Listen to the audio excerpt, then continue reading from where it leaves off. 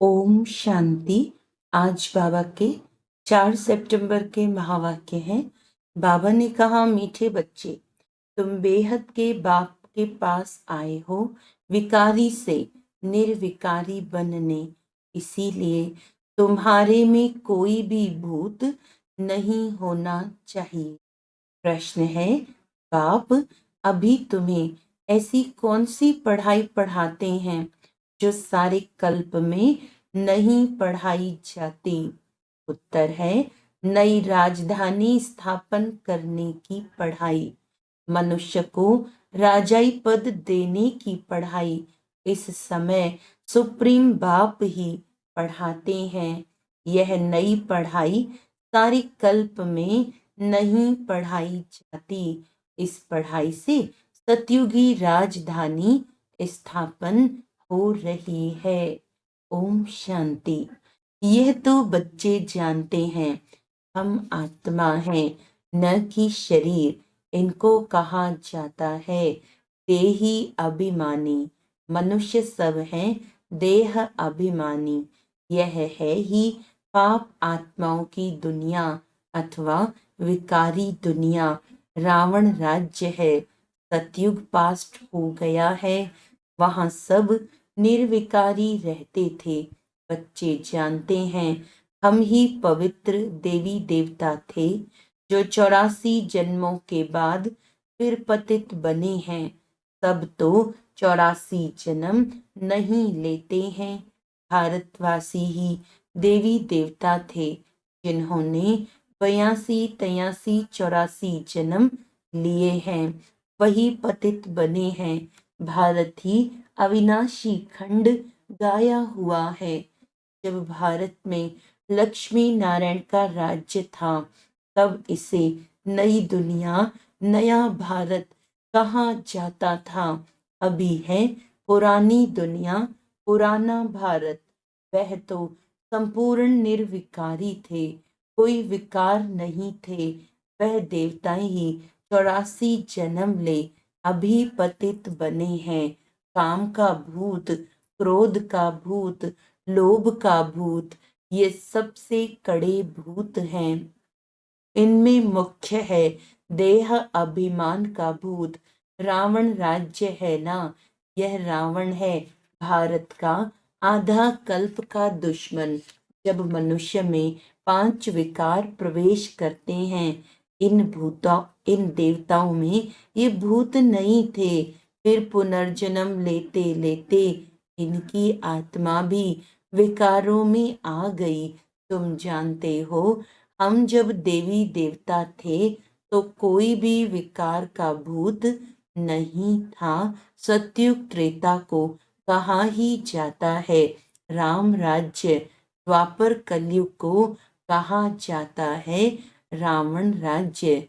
यहाँ हरेक नर नारी में 5 विकार हैं। द्वापर से कलयुग तक 5 विकार चलते हैं। अब तुम पुरुषोत्तम संगम युग पर बैठे हो, बेहद के बाप के पास आए हो विकारी से निर्विकारी बनने के लिए। निर्विकारी बन, अगर कोई विकार में गिरते हैं तो बाबा लिखते हैं, तुमने काला मुंह किया, अब गोरा मुंह होना मुश्किल है। 5 मंजिल से गिरने जैसा है, हड्डियां टूट जाती हैं। गीता में भी है, भगवानुवाच, काम महाशत्रु है। भारत का वास्तविक धर्म शास्त्र है ही गीता। हर एक धर्म का एक ही शास्त्र है। भारतवासियों के तो ढेर शास्त्र हैं।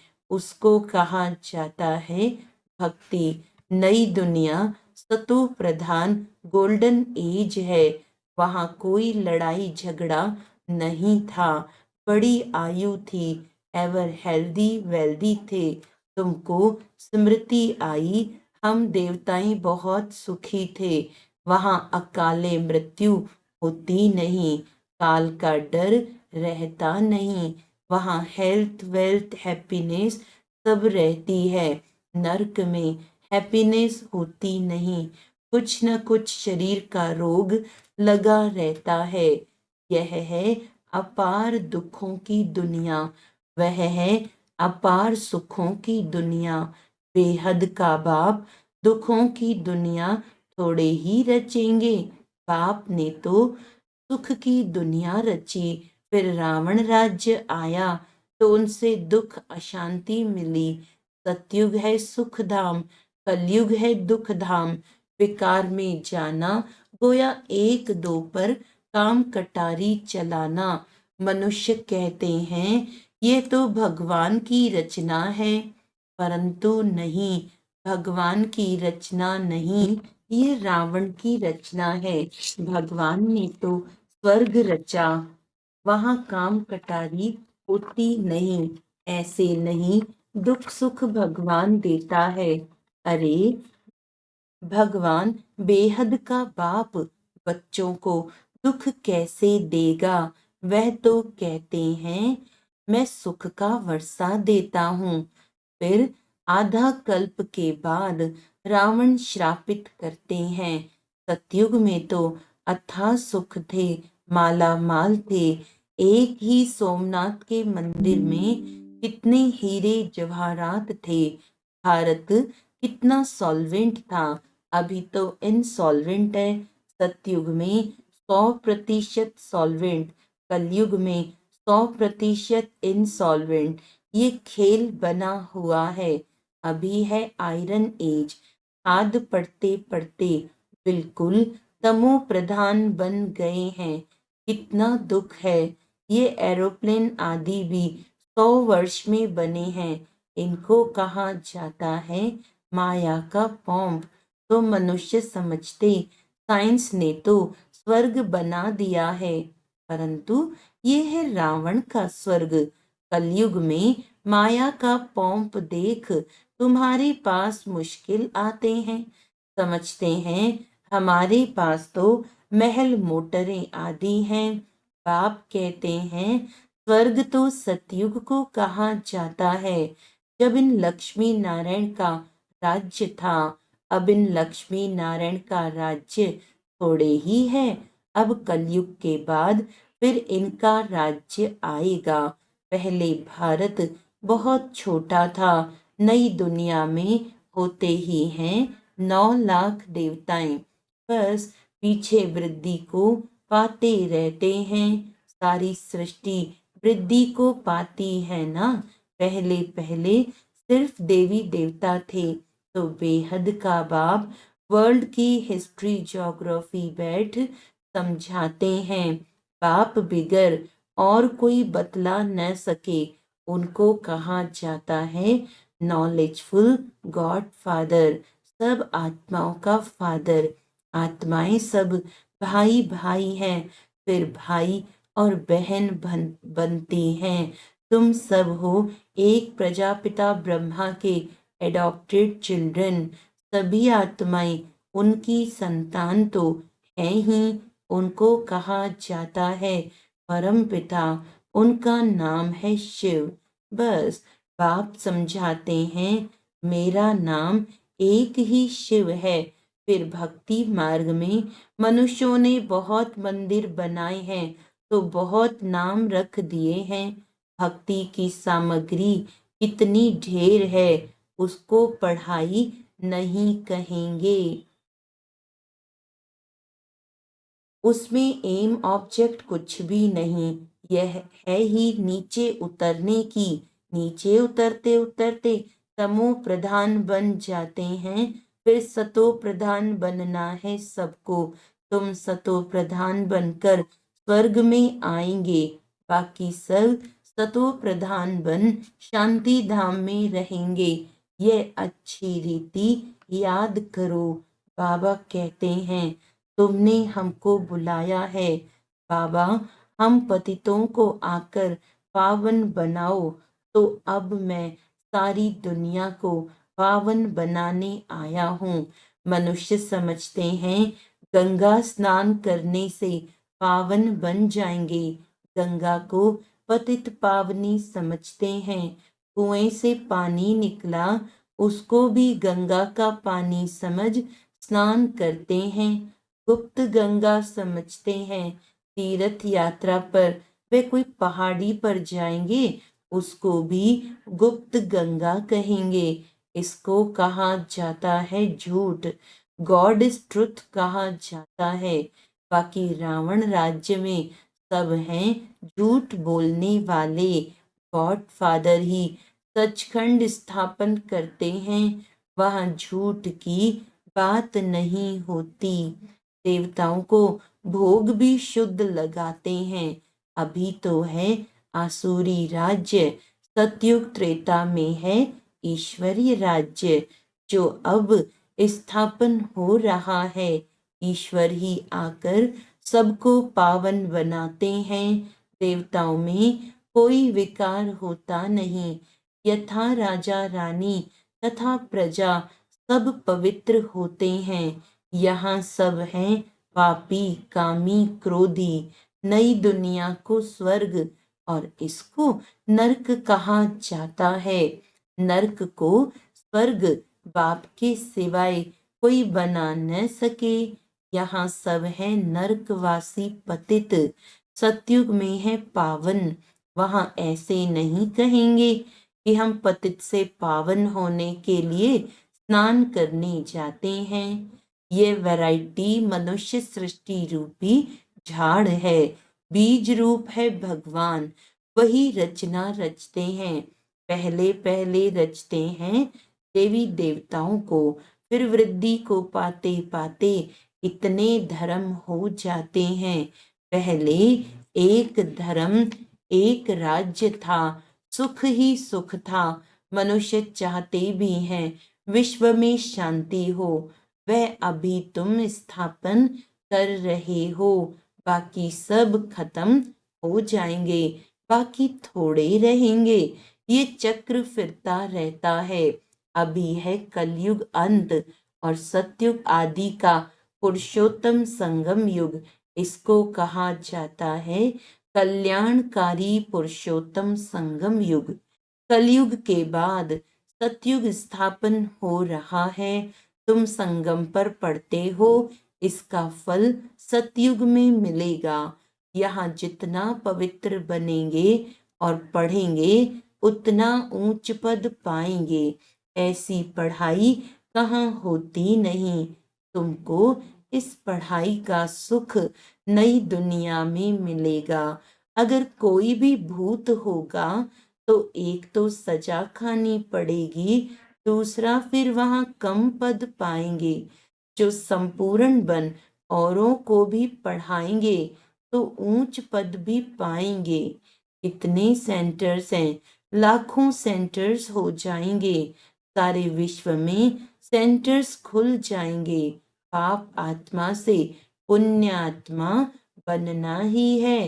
तुम्हारी एम ऑब्जेक्ट भी है। पढ़ाने वाला एक शिव बाबा है, वह है ज्ञान का सागर, सुख का सागर। बाप ही आकर पढ़ाते हैं, ये नहीं पढ़ाते, इनके द्वारा वह पढ़ाते हैं। इनको गाया जाता है भगवान का रथ, भाग्यशाली रथ। तुमको कितना पद्मा पदम भाग्यशाली बनाते हैं। तुम बहुत साहूकार बनते हो, कभी भी बीमार नहीं पड़ते। हेल्थ, वेल्थ, हैप्पीनेस सब मिल जाता है।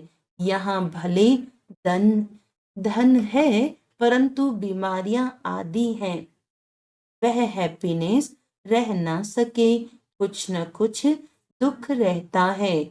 उनका तो नाम ही है सुखधाम, स्वर्ग, पैराडाइज। इन लक्ष्मी नारायण को ये राज्य किसने दिया, ये कोई भी नहीं जानते। ये भारत में रहते थे, विश्व के मालिक थे, कोई पार्टीशन आदि नहीं था। अभी तो कितने पार्टीशन हैं, रावण राज्य हैं, कितने टुकड़े टुकड़े हो गए हैं, लड़ते रहते हैं। वहां तो सारे भारत में इन देवी देवताओं का राज्य था। वहां वजीर आदि होते नहीं। यहाँ तो वजीर देखो कितने हैं। क्योंकि बेअकल हैं। तो वजीर भी ऐसे ही तमो प्रधान पतित हैं। पतित को पतित मिले, कर कर लंबे हाथ, कंगाल बनते जाते हैं, कर्जा उठाते जाते हैं। सतयुग में तो अनाज, फल आदि बहुत स्वादिष्ट होते हैं। तुम वहां जाकर सब कुछ अनुभव करके आते हो। सूक्ष्म वतन में भी जाते हो तो स्वर्ग में भी जाते हो। आप कहते हैं सृष्टि चक्र कैसे फिरता है। पहले भारत में एक ही देवी देवता धर्म था, दूसरा कोई धर्म नहीं था। फिर द्वापर में रावण राज्य शुरू होता है। अभी है विकारी दुनिया, फिर तुम पवित्र बन निर्विकारी देवता बनते हो। यह स्कूल है। भगवानुवाच, मैं तुम बच्चों को राजयोग सिखलाता हूँ। तुम भविष्य में यह बनेंगे। राजाई की पढ़ाई और कहीं नहीं मिलती। बाप ही पढ़ाकर नई दुनिया की राजधानी देते हैं। सुप्रीम फादर, टीचर, सतगुरु एक ही शिव बाबा है। बाबा माना जरूर वर्षा मिलना चाहिए। भगवान जरूर स्वर्ग का वर्षा ही देंगे। रावण जिसको हर वर्ष जलाते हैं, यह है भारत का नंबर 1 दुश्मन। रावण ने कैसा असुर बना दिया है। इनका राज्य 2500 वर्ष चलता है। तुमको बाप कहते हैं मैं तुमको सुखधाम का मालिक बनाता हूँ। रावण तुमको दुख धाम में ले जाते हैं। तुम्हारी आयु भी कम हो जाती है। अचानक अकाली मृत्यु हो जाती है। अनेक बीमारियां होती रहती हैं। वहां ऐसी कोई बात नहीं होती। नाम ही है स्वर्ग। अभी अपने को हिंदू कहलाते हैं, क्योंकि पतित हैं तो देवता कहलाने लायक नहीं हैं। बाप इस रथ द्वारा बैठ समझाते हैं। इनके बाजू में आकर बैठते हैं तुमको पढ़ाने, तो यह भी पढ़ते हैं। हम सब स्टूडेंट हैं, एक बाप ही टीचर है। अभी बाप पढ़ाते हैं, फिर आकर 5000 वर्ष के बाद पढ़ाएंगे। यह ज्ञान, ये पढ़ाई फिर गुम हो जाएगी। पढ़कर तुम देवता बने, 2500 वर्ष सुख का वर्षा लिया, फिर है दुख रावण का श्राप। अभी भारत बहुत दुखी है। यह है दुख धाम। पुकारते भी है ना, पतित पावन आओ, आकर पावन बनाओ। अभी तुम्हारे में कोई भी विकार नहीं होना चाहिए। परंतु आधा कल्प की बीमारी कोई जल्दी थोड़ी निकलती है।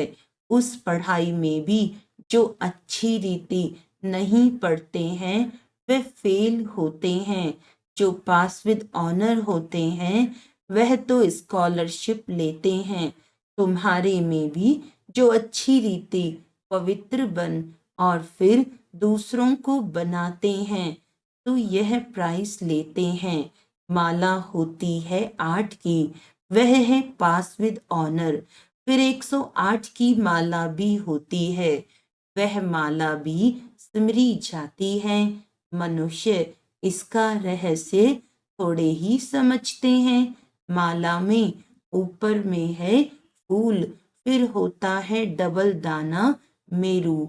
स्त्री और पुरुष दोनों पवित्र बनते हैं। यह पवित्र थे ना, स्वर्गवासी कहलाते थे। अभी यही आत्मा फिर पुनर्जन्म लेते लेते अब पतित बन गई है।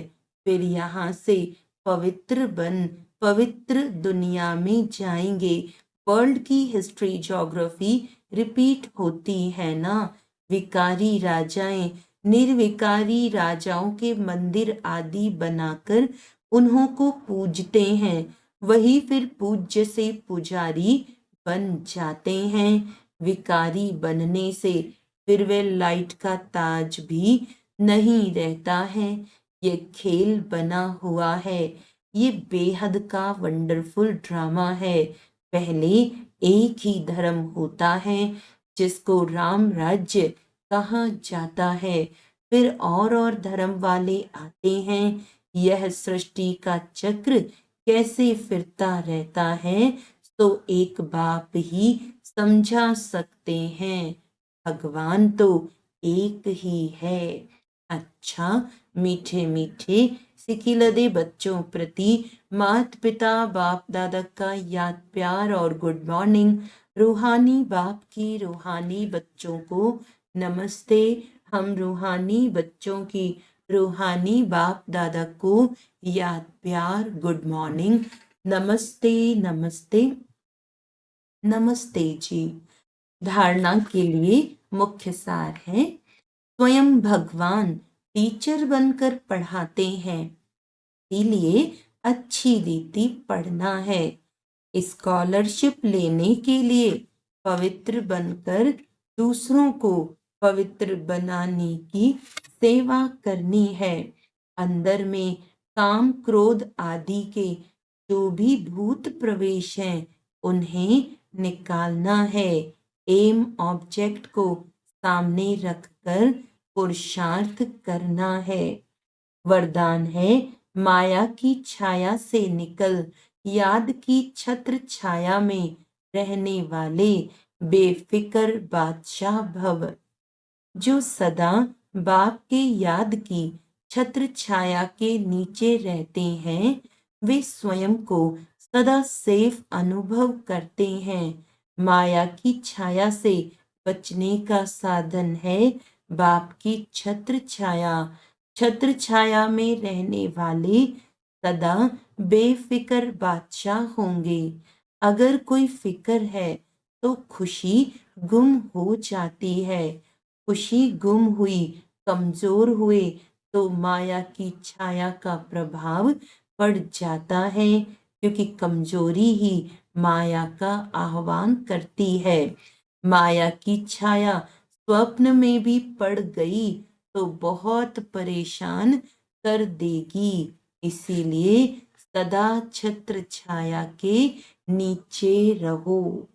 स्लोगन है समझ के स्क्रू ड्राइवर से अलबेलेपन के लूज स्क्रू को टाइट कर सदा अलर्ट रहो। अच्छा, आज का अव्यक्त इशारा है जो सर्व प्राप्तियों से तृप्त रहते हैं उनकी स्थिति इच्छा मात्रम अविद्या की स्वतः बन जाती है। उनमें कामना के बजाय सामना करने की शक्ति होती है।